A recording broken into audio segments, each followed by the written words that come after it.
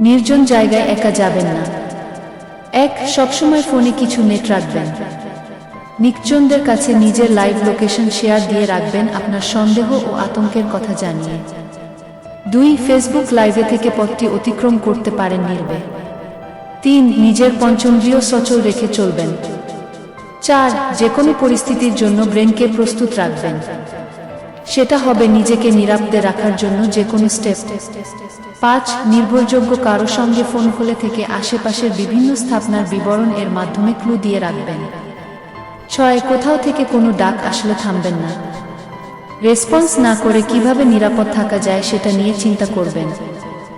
7. একা কখনো বেরি হবেন না, বিশেষ করে রাতে। 8. দূরের যাত্রাপথে কখনোই আবেগতাড়িত হয়ে অনিরাপদ স্থানে যাবেন না।